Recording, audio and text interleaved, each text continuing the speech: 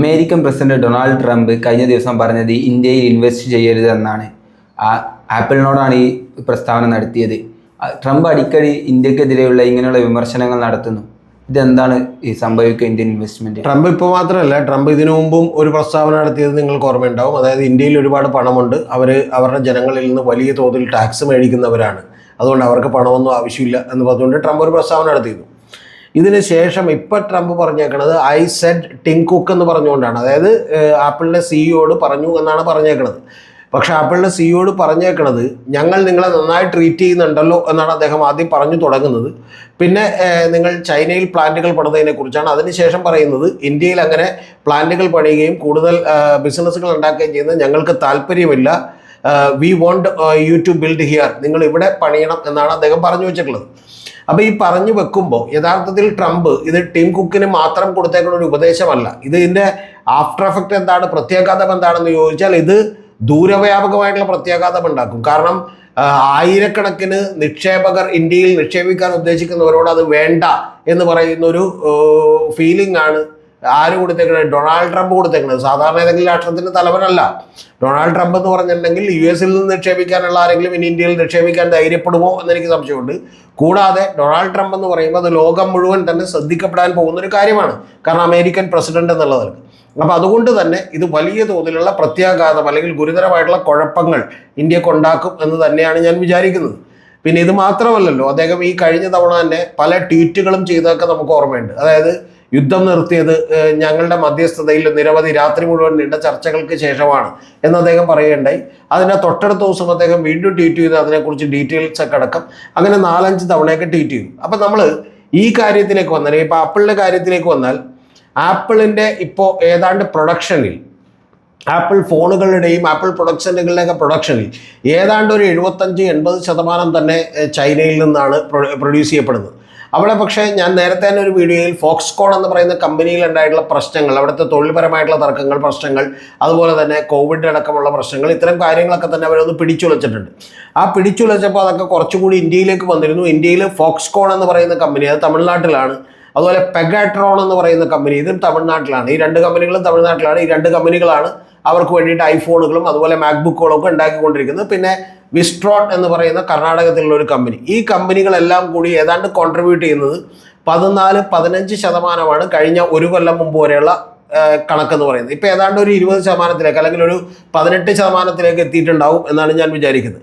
അപ്പോൾ അത് കൂടാതെ ആപ്പിൾ കുറേ കൂടിയുള്ള ഒരു ഇൻവെസ്റ്റ്മെൻറ്റ് ഇവിടെ ചെയ്യാമെന്ന് പ്രതീക്ഷിച്ചിരുന്നു. അതിൻ്റെ കാരണം അതിൽ പക്ഷേ അതിൻ്റെ ഇന്ത്യയിലെ തന്നെ ഔദ്യോഗിക വക്താവ് പറഞ്ഞേക്കുന്നത് ഒരു ചേഞ്ചുമില്ല ആപ്പിളിൻ്റെ ഇൻവെസ്റ്റ്മെൻറ്റ് പ്ലാൻസ് ഇന്ത്യയിൽ എന്നുള്ളതാണ് പറഞ്ഞേക്കുന്നത്. പക്ഷേ CEO, അവരുടെ ചീഫ് എക്സിക്യൂട്ടീവ് ഓഫീസർ ഒന്നും മിണ്ടിയിട്ടില്ല. അതായത് ടിം കുക്ക് ഒന്നും മിണ്ടിയിട്ടില്ല. സ്റ്റീവ് ജോബ്സിന് ശേഷം അദ്ദേഹമാണ് അതിൻ്റെ തലവൻ, പക്ഷേ അദ്ദേഹം മിണ്ടിയിട്ടില്ല. പക്ഷേ ഇതിൻ്റെ അടിസ്ഥാനപരമായ പ്രശ്നം എന്താണെന്ന് അറിയാമോ? ഇതിൻ്റെ അടിസ്ഥാനപരമായ പ്രശ്നം US നിന്നാണ് അവരുടെ റവന്യൂ മുഴുവനുള്ളത്.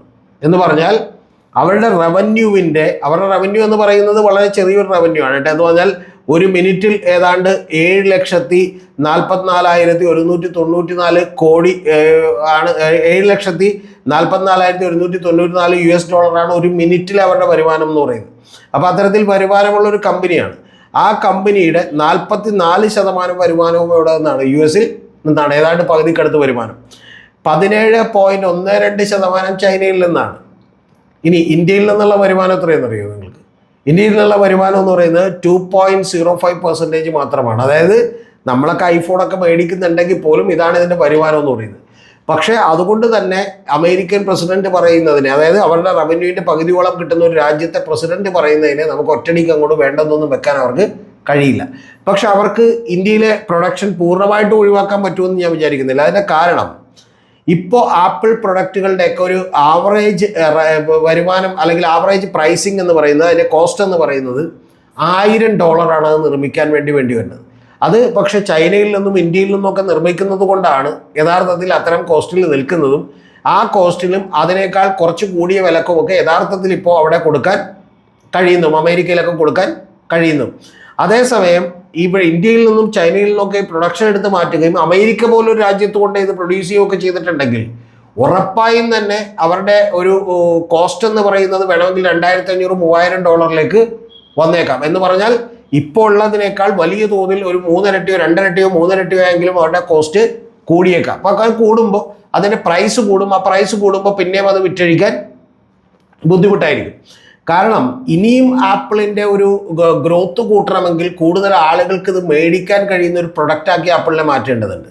യഥാർത്ഥത്തിൽ ഇന്ത്യയെക്കുറിച്ച് നിങ്ങൾ അറിയേണ്ടത്, ഇപ്പോൾ സ്റ്റീവ് ജോബ്സ് പറഞ്ഞുകൊണ്ടിരുന്ന ഒരു കാര്യം, എൻ്റേത് ഏറ്റവും മനോഹരമായ ഒരു ഡിസൈനിലുള്ള ഒരു പ്രൊഡക്റ്റാണ്, ആ പ്രൊഡക്റ്റിന് നിങ്ങൾ പ്രീമിയമായി തന്നെ പേ ചെയ്യണം എന്നുള്ളതാണ് അദ്ദേഹം പറഞ്ഞുകൊണ്ടിരുന്നത്. പക്ഷെ അങ്ങനെ പ്രീമിയമായി കൂടുതൽ വില കൊടുത്തൊരു ഡിസൈൻ കണ്ടതുകൊണ്ട് മാത്രം കൂടുതൽ വില കൊടുത്തൊരു സാധനം മേടിക്കാനുള്ള ഒരു മാർക്കറ്റ് അല്ല ഇന്ത്യ എന്ന് കൃത്യമായി ആർക്കറിയാമായിരുന്നു? സ്റ്റീവ് ജോബ്സിന് അറിയാമായിരുന്നു.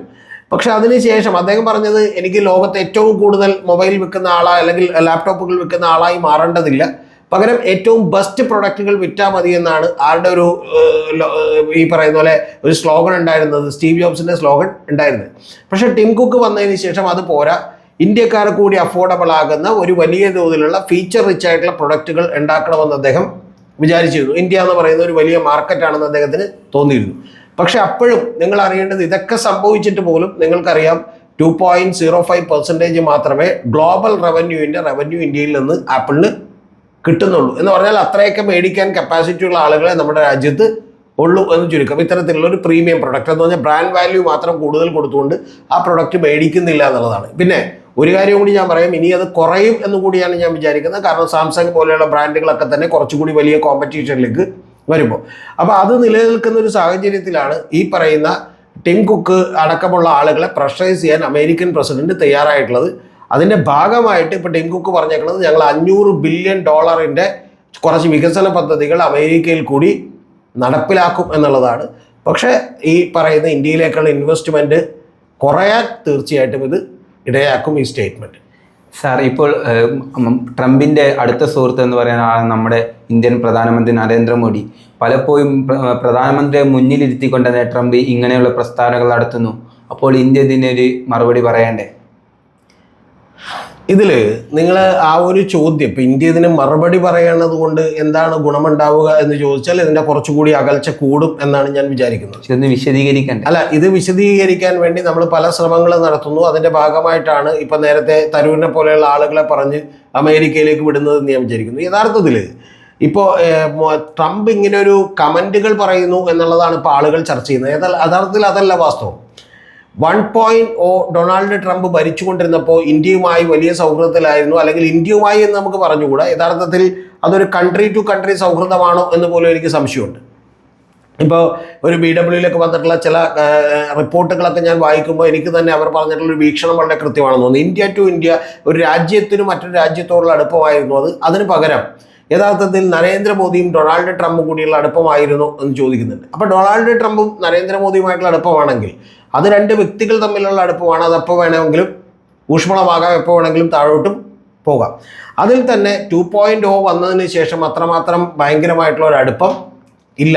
എന്താണ് കാര്യമെന്ന് നമുക്ക് പരിശോധിക്കാം. മോദി ഇൻവൈറ്റഡ് ആയിരുന്നില്ല എവിടെ, സ്വയറിംഗ് ഇൻ സെറമണിയിൽ. അതായത് ട്രംപ് സ്ഥാനമേൽക്കുന്ന സമയത്ത് ക്ഷണിച്ചിട്ടുള്ള ലോക നേതാക്കളുടെ കൂട്ടത്തിൽ മോദി ഉണ്ടായിരുന്നില്ല. അപ്പോൾ അത്തരത്തിൽ മോദി ക്ഷണിക്കപ്പെട്ടില്ല. പിന്നെ മോദി അവിടെ അമേരിക്കയിലേക്ക് ഒരു വിസിറ്റ് നടത്തുമ്പോൾ പോലും ട്രംപ് അദ്ദേഹത്തെ സ്വീകരിക്കാൻ വേണ്ടി എത്തിയിരുന്നില്ല. അതുപോലെ അദ്ദേഹം ഏർപ്പെടുത്തിയിട്ടുള്ള റെസിപ്രോക്കൽ താരിഫുകളിലൊക്കെ തന്നെ ആ താരിഫ് യഥാർത്ഥത്തിൽ ഇന്ത്യക്കെയും മറ്റൊരു രാജ്യം പോലെ തന്നെ കണക്കൂട്ടിയിരുന്നുള്ളൂ. ഇനി ഏറ്റവും ഒടുവിൽ ഈ പറയുന്ന ട്രംപ് പറഞ്ഞേക്കുന്ന ഒരു വാചകമുണ്ട്, അത് നിങ്ങൾ കേൾക്കട്ടെ. India is one of the highest tariff Nations in the world എന്നാണ്. ലോകത്തിലെ ഏറ്റവും കൂടുതൽ താരിഫ് ചാർജ് ചെയ്യുന്ന ഒരു രാജ്യങ്ങളിലൊന്ന് ഇന്ത്യയാണെന്നാണ്. ഇന്ത്യ ശരിക്കും അതുണ്ടെങ്കിൽ ഈ പറയുന്ന ആക്ച്വൽ ചാർജസ് ഒരു താരിഫും അമേരിക്കൻ പ്രൊഡക്റ്റുകൾക്ക് ഏർപ്പെടുത്തരുത് എന്നുള്ളതാണ്. അതിന് തത്വത്തിൽ ഇന്ത്യ സമ്മതിച്ചിട്ടുണ്ട് എന്നൊക്കെ പോലും ഡൊണാൾഡ് ട്രംപ് ഒരിക്കൽ പറഞ്ഞിട്ടുണ്ട്. ഇനി ഇതൊക്കെ പോട്ടെ, ഇന്ത്യയും പാകിസ്ഥാനും തമ്മിലുള്ള വലിയ തോതിലുള്ള ഒരു പ്രശ്നം നമുക്കറിയാമല്ലോ. പഹൽഗാമും അതിനുശേഷമുള്ള തിരിച്ചടിക്ക് ശേഷം ഉണ്ടാക്കുന്ന ഡൊണാൾഡ് ട്രംപ് പറഞ്ഞത് എന്താണെന്നറിയോ? 1500 കൊല്ലം പഴക്കമുള്ള വാറാണിത്. അതിൻ്റെ ഭാഗമായിട്ടാണ് ഈ പ്രശ്നങ്ങൾ ഉണ്ടാകുന്നതെന്നാണ്. 1500 കൊല്ലം മുമ്പ് പാകിസ്ഥാനില്ല, 1500 കൊല്ലം മുമ്പ് ഇന്ത്യ എന്ന് പറയുന്ന ഒരു രാഷ്ട്രമായിട്ട് എന്ത് ചെയ്തിട്ടില്ല, പുറത്തേക്ക് വന്നിട്ടില്ല. അപ്പം ഞാൻ പറഞ്ഞു വന്നത്, ഇതൊക്കെ ട്രംപ് ഇങ്ങനെ പറഞ്ഞുകൊണ്ടിരിക്കുന്നു എന്ന് പറഞ്ഞാൽ ഒരു കാര്യം നമുക്ക് 100% ഉറപ്പാണ്, പഴയ തോതിലുള്ള ബന്ധം ട്രംപും ഇന്ത്യയുമായിട്ട് അല്ലെങ്കിൽ ഇല്ല, അല്ലെങ്കിൽ ട്രംപ് മോദിയുമായിട്ട് തന്നെ ഇല്ല. പിന്നെ രണ്ടാമതൊരു കാര്യം കൂടി ഞാൻ നിങ്ങളോട് ഇപ്പോൾ ഏറ്റവും ലേറ്റസ്റ്റ് ഇൻഫർമേഷൻ പറയാം. തുർക്കിയുടെ പേര് മാറ്റി ഇപ്പോൾ തുർക്കിയ എന്നാക്കിയിട്ടുണ്ട്. തുർക്കിയക്ക് $304 ഒരു ആയുധ വ്യാപാരത്തിന് പ്രസിഡന്റ് അനുമതി കൊടുത്തിട്ടുണ്ട്. ഇനി അത് അമേരിക്കയുടെ കൗൺസിൽ വന്ന് അവരെ എന്ത് ചെയ്താൽ മതി, സെനറ്റ് അംഗീകരിച്ചാൽ മതി. അപ്പോൾ അത് യഥാർത്ഥത്തിൽ ഇന്ത്യക്ക് വലിയ ഭീഷണിയാണ്. അപ്പോൾ കൃത്യമായ ഒരു സ്റ്റാൻഡാണ് അദ്ദേഹം എടുത്തിട്ടുള്ളത്. അതായത് ഇന്ത്യക്കും പാകിസ്ഥാനും ഇടയിൽ അദ്ദേഹം ഒരു ചായ്വില്ല എന്ന് മാത്രമല്ല, പാകിസ്ഥാനോടൊന്ന് നിങ്ങൾ ചെയ്യുന്നത് ശരിയല്ല എന്ന് പറയാനൊന്നും അദ്ദേഹം തയ്യാറായിട്ടില്ല. അപ്പം അതുകൊണ്ട് അത്തരം കാര്യങ്ങളുമായിട്ട് ഇനി നമുക്ക് മുന്നോട്ട് പോകലും സാധ്യമല്ല. പക്ഷെ നമ്മളെ സംബന്ധിച്ചൊരു വലിയ പ്രശ്നം കൂടിയുണ്ട്. അതെന്താണ്? പാകിസ്ഥാൻ എന്ന് പറയുന്നത് ചൈനയോട് അടുത്ത് നിൽക്കുന്ന ഒരു രാജ്യമാണ്. ആ ചൈനയോട് അടുത്ത് നിൽക്കുന്ന രാജ്യമായിട്ട് പോലും ട്രംപ് നമ്മളെ പൂർണ്ണമായിട്ടും അനുകൂലിക്കാൻ തയ്യാറായില്ലെന്ന് മാത്രമല്ല, കൃത്യം മിഡിൽ സ്റ്റാൻഡിലാണ് അദ്ദേഹം നിന്നത്. അതാരെയാണ് സഹായിക്കുക? തീർച്ചയായിട്ടും പാകിസ്ഥാനെയാണ് സഹായിക്കുക. അപ്പം അത്തരം കാര്യങ്ങൾ കൊണ്ടിട്ട് നിങ്ങൾ പറഞ്ഞതുപോലെ ഇത് നിസ്സാരമായിട്ടുള്ളൊരു കാര്യമല്ല. കാരണം ലോകത്തിലെ ബലാബലത്തിൽ എല്ലായ്പ്പോഴും നേരത്തെ ശീതയുദ്ധങ്ങൾ ഉണ്ടായപ്പോൾ നമ്മൾ USSR അല്ലെങ്കിൽ അമേരിക്കയുടെ പേരിൽ 2 ചേരികൾ ഉണ്ടാവുകയും ആ ചേരികളിൽ ഒന്നിൻ്റെ ഭാഗമായി നിൽക്കാൻ കഴിയുകയൊക്കെ ചെയ്തിരുന്നു. അങ്ങനെ അല്ലെങ്കിൽ ഇന്ത്യക്കടക്കമുള്ള രാജ്യങ്ങൾക്കൊക്കെ തന്നെ അത് താൽക്കാലികമായെങ്കിലും ബുദ്ധിമുട്ടുകൾ ഉണ്ടാക്കും.